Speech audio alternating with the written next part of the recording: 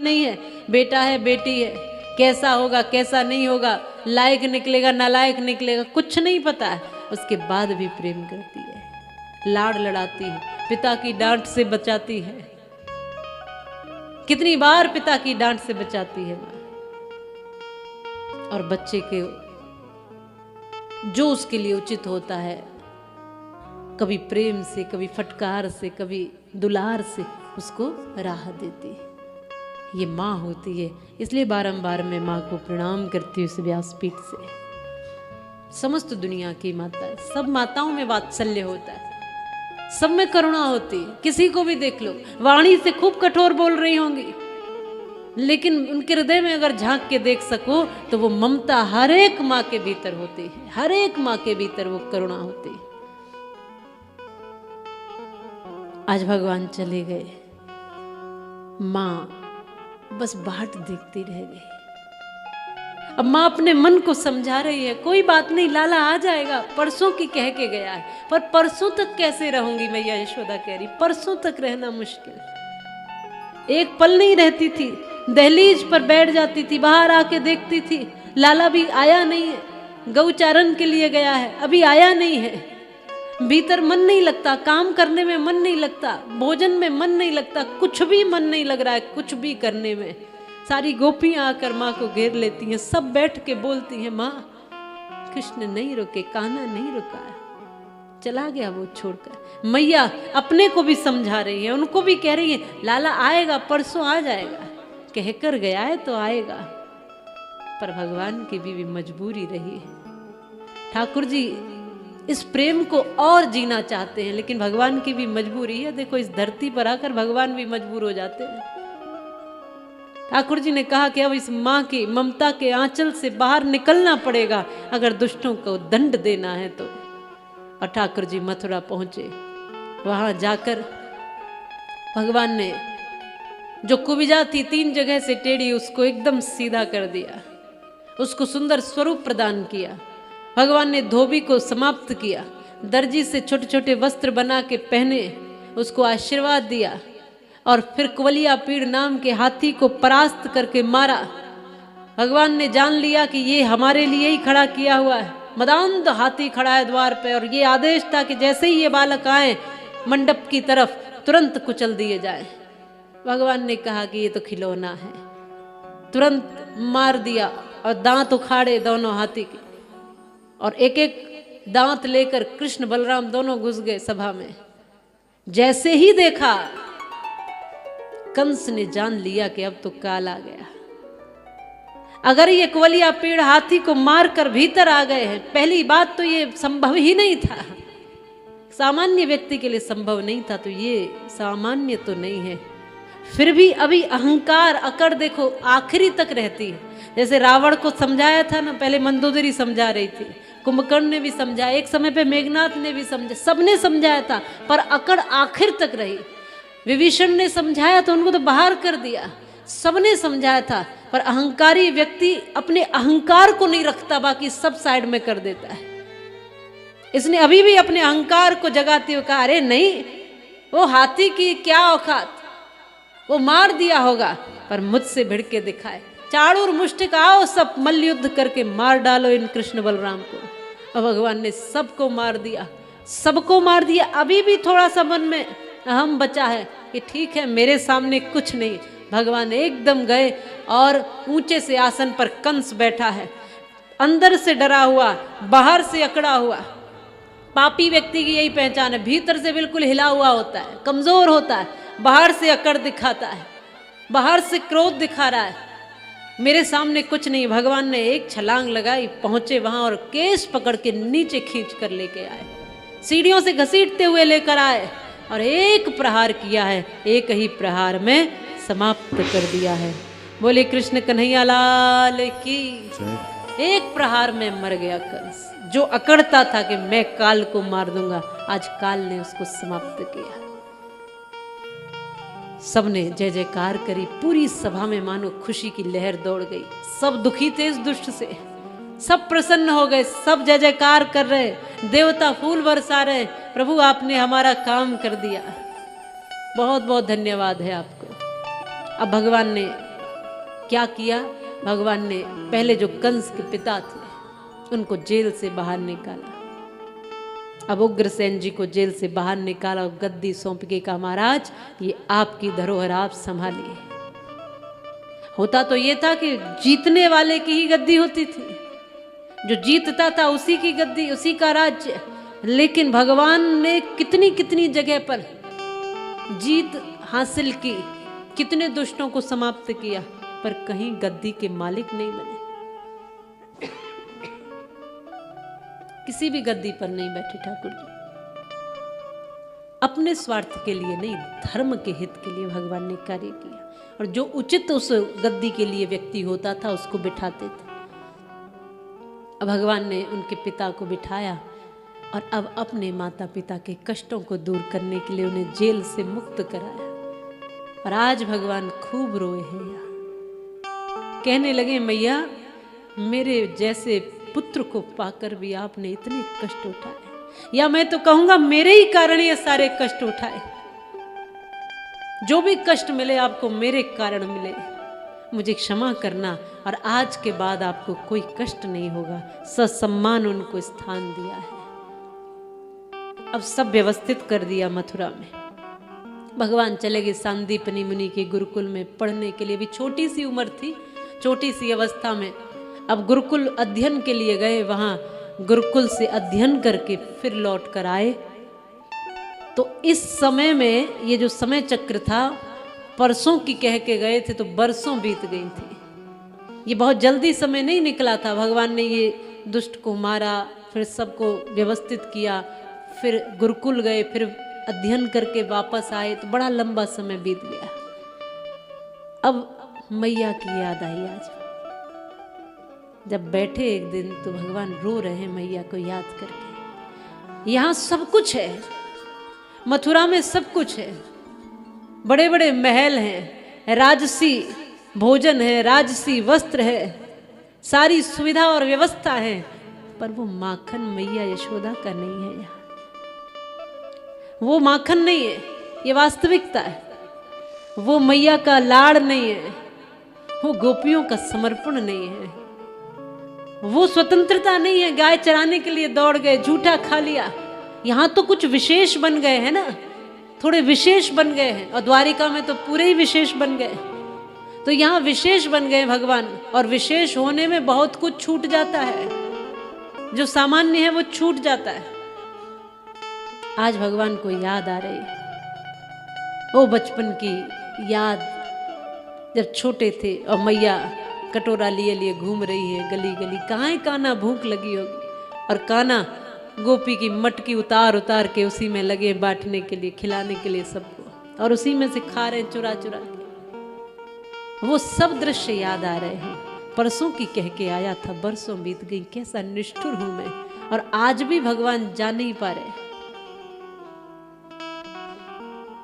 आज भी जा नहीं सकते, क्योंकि अभी बहुत बड़े काम करने। अभी तो एक ही दुष्ट को मारा है, धरती तो दुष्टों से भरी पड़ी है। तो भगवान ने उद्धव को भेजा, विशेष ज्ञानी थे उद्धव, बहुत ज्ञानी थे, इसमें कोई दोहराए नहीं। पर ज्ञानी व्यक्ति को उतनी समझ होनी चाहिए कि किसी दुखी व्यक्ति से बात कैसे करनी। अब किसी के यहाँ कोई दुख हो, कोई गम हो, और आप जाके वहां उपदेश करने लग जाओ, तो आपके उपदेश से थोड़ी उसका दर्द कम हो रहा है। गोपियों ने भी उद्धव से कहा कि जैसे चांदनी रात में बरसात बुरी लगती है और घर में लाश पड़ी हो तो बारात बुरी लगती है। ये वास्तव में समझने की बात है। उद्धव, यूं तो तुम्हारी हर बात सच्ची है, तुम जो भी उपदेश कर रहे हो वो ठीक है, पर दिल में दर्द होता है तो हर बात बुरी लगती है। जब कोई दर्द है, कोई पीड़ा है, तो उपदेश अच्छे नहीं लगते। कोई गमी हो गई हो घर में और कहीं ढोल नगाड़े बज रहे हो तो वो अच्छे नहीं लगते। हमारे कृष्ण हमसे दूर चले गए और तुम हमें न जाने क्या क्या बोले जा रहे हो। तुम्हारे उपदेश हमारी कोई समझ में नहीं आ रहे। ये गोपियों ने कहा।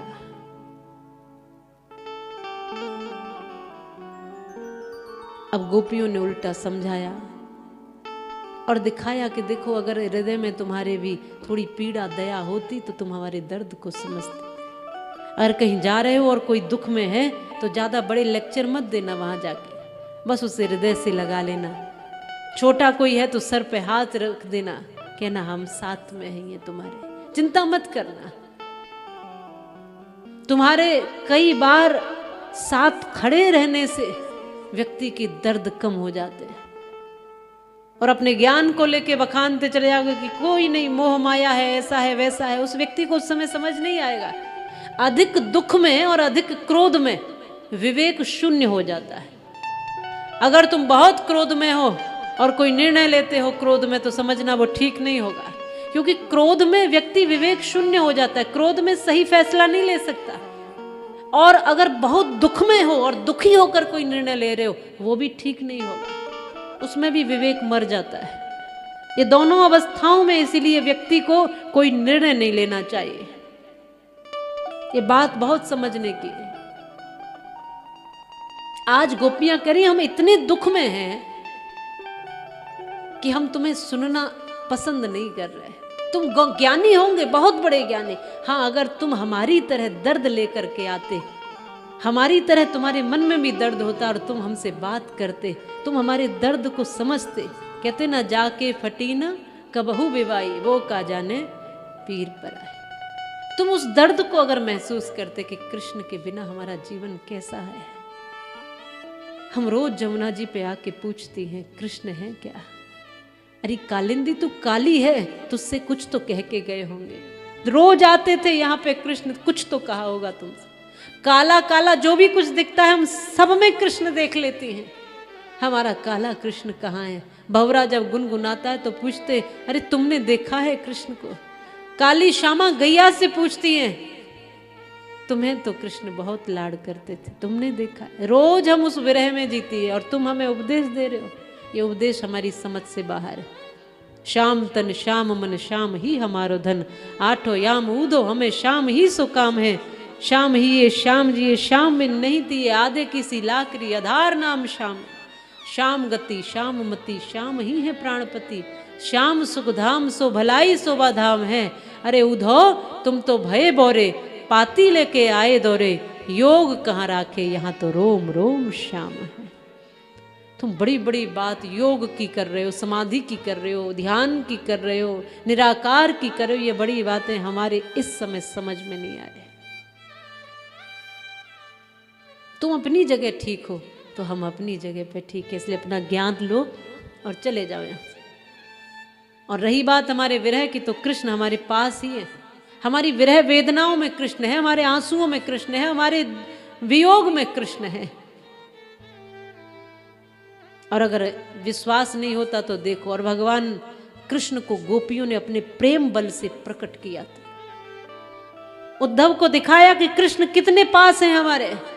जैसे हनुमान जी ने अपने सीने को चीर के दिखाया कि राम जानकी मेरे हृदय में वास करते हैं, गोपियों ने वियोग में अपने कृष्ण को दिखाया। कृष्ण यहां पर है, कोई दूर नहीं है, हमारे वियोग में भी योग छुपा हुआ है। और जब कृष्ण देखे सब गोपियों के साथ में तो उद्धव बावले हो गए, सारा ज्ञान एक तरफ धरा रह गया। ऊधो सूधो है गयो सुन गोपिन के वे। उद्धव को भी समझ में आ गया कि प्रेम क्या है, विरह क्या है, वेदना क्या है, आंसू क्या है। इसलिए इस वृंदावन की भूमि में ना विरह छुपा हुआ है। आप हरिद्वार जाओगे तो वहां आपको योग मिलेगा, वो योग की भूमि है। वृंदावन आओगे तो आपको वियोग मिलेगा। वृंदावन में आंसू है, दूसरी जगह ध्यान है, तप है, जप है, सब कुछ है, पर यहां तो व्यक्ति आंसुओं से ही भगवान को रिझा लेता है। तुम 2 घड़ी 2 आंसू भी भगवान के लिए आपने प्रेम पूरित आंसू अश्रुपात कर दिए, कृष्ण तुम्हारे हो जाते हैं। ये वियोग में भी फिर योग हो जाता है। इसलिए इस धरती पर आकर ना अपने आप को खोना पड़ता है, मिटाना पड़ता है। कृष्ण के प्रेम में जो मिट गया है वही कृष्ण का अपना। तो आज उद्धव जी को समझ मिली कि हमेशा उपदेश काम नहीं आते, कभी कभी मौन भी बहुत कुछ कह जाता है। गोपियों के आंसुओं ने समझा दिया, गोपियों के उन मीठे और दर्द भरे हुए स्वर उद्धव को वो सिखा गए जो कभी उन्होंने सीखा नहीं था। तो हर कुछ पाठशाला में नहीं मिलता, हर कुछ यूनिवर्सिटी में नहीं सीखा जाता, कुछ अपने अनुभव से, काल की गति से भी सीखा जाता है। जीवन की ठोकरें भी आपको सिखाती हैं, अनुभव भी आपको सिखाते हैं, ये समय, ये वक्त भी आपको सिखाता है। हमेशा हर कुछ कॉलेज में ही नहीं सीखने को मिलता, किताबों से ही सब कुछ नहीं सीखा जाता। कुछ है जो समय आपको सिखाता है, वक्त आपको सिखाता है, ठोकरें दुनिया की आपको सिखा देती हैं। ये दर्द भी आपको बहुत कुछ सिखा जाता है, मुसीबतें और मुश्किलों की घड़ियां भी आपको बहुत कुछ सिखा देती हैं। तो वही बस सीख गए। अब उद्धव कई महीनों तक रहे, कहते हैं बहुत दिनों तक रहे ब्रज में, मैया को समझाया, फिर गोपियों को। बाद में इनको समझ आ गया, जब प्रेमी बन गए तब फिर प्रेम की भाषा सबको समझी, सबको फिर बाद में उद्धव जी ने खूब प्रेम से समझाया है। तब सबकी बात समझ में आई है कि कृष्ण हाँ आ नहीं सकते, बहुत बड़ी कार्य है भगवान पर। तो अब भगवान मथुरा में तमाम दुष्टों का दमन कर रहे हैं, उस सब स्थिति को ठीक कर रहे हैं जो मथुरा में है। आज मथुरा नगरी सुखी है, प्रसन्न है। और कुछ दिन बाद ही जरासंध ने आक्रमण किया तो भगवान ने 17 बार उसको हराया। बार बार भगवान हरा रहे, वो बार बार लड़ने के लिए आ जाता है। युद्ध भूमि बना दिया मथुरा क्षेत्र को। भगवान कह रहे हैं अपने कर्मों की सजा मिली है कंस को। कंस को मार दिया इसलिए क्रोधित है जरासंध, क्योंकि कंस की जो पत्नी थी वो जरासंध की पुत्री थी, इसीलिए क्रोध में है। भगवान ने कहा अपने अपने कर्मों का दंड मिलता है। उसने निर्दोष बालकों को मारा तब तुम्हें क्रोध नहीं आया। उसने अपनी बहन को, मेरी मां को इतने दर्द और तकलीफ दिए, हथकड़ी बेड़ियों में जकड़ के रखा पूरा, उस क्रूर व्यक्ति के लिए इतना क्रोध करते। कर्मों का परिणाम तो भुगतना ही पड़ेगा। कर्म गति टारे ना ही टरे। कितनी भी टालते रहना कि कर्म पीछा छोड़ दें, पर कर्म गति टलेगी नहीं। कितनी भी टालते रहना, टलेगी नहीं। कंस को तो मरना ही है, जरासंध को तो भुगतना है, शिशुपाल का तो शीश कटना ही है, समस्त कौरवों को तो संहारित होना ही है। कर्म ही ऐसे है, कर्म की प्रधानता है। इसलिए अच्छे कर्म करो। भगवान उपदेश दे रहे हैं, अच्छे कर्म करो जी। बहुत प्यारा सा शब्दों का संकलन है, मन दे रहा है ये कर्म के बल पर। इसलिए कर्म को विशेष बनाओ, जैसा कर्म वैसा फल होगा। बहुत सीधा सा एक लाइन में हमारे बुजुर्गों ने बताया, जैसा करोगे वैसा भरोगे। तो फिर भी व्यक्ति अच्छा क्यों नहीं करता? जानता सब कुछ है, दुनिया बड़ी सयानी है, जिसे देखो वही ज्ञानी। सब जानते हैं पर जानबूझकर ऐसा करते हैं। आओ अपने कर्मों को व्यवस्थित करें, अपने कर्मों को ठीक करें, अपने कर्मों का निर्वहन करें, सदकर्म करें, पुण्य कर्म करें, अच्छे कर्म करें। जीवन में ऐसा कुछ कर दें कि अपने आत्मिक संतुष्टि हो, मन को संतुष्टि हो, ऐसा तो कुछ कर दें।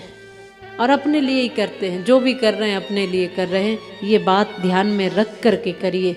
ना मैं ना आप, हम सब किसी के लिए कुछ नहीं कर रहे। हम सब अपने अपने जीवन के कल्याण के लिए सदकर्म करते हैं, पुण्य कर्म करते हैं।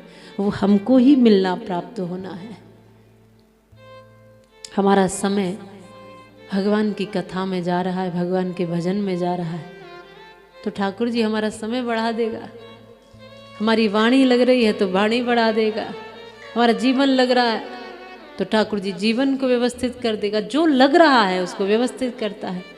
तो आओ हम सेवा करें ठाकुर जी के इस पावन कार्य में। आज भगवान का विवाह उत्सव मनाएंगे और मानसिक उत्सव ही होगा अब यहाँ तो मन से ही हम मैया रुक्मिणी का दर्शन करेंगे, ठाकुर जी का दर्शन करेंगे और द्वारिका की यात्रा करेंगे। ठाकुर जी ने जरासंध को कई बार परास्त किया, बाद में फिर रण छोड़ करके भाग गए तो रण छोड़ कहलाए। बोलिए रण छोड़ भगवान की। और फिर द्वारिकापुरी का निर्माण किया है द्वारिका में, और वहीं पे भगवान के बड़े भैया दाऊ बाबा का विवाह हुआ रेवती मैया के साथ, और यहीं श्री ठाकुर जी का विवाह रुक्मिणी मैया के साथ हुआ है। ये आनंद का भाव है। हम सब अपने सुकर्मों से अपने जीवन को और सुंदर बनाएं और हम सब का भगवान की कथा कल्याण करे, ऐसी प्रार्थना है भगवान से। आओ हम सब बाबा श्री खाटू श्याम जी के उस मंदिर निर्माण के प्रवाह में चलते हैं। उसके बाद भाव से उत्सव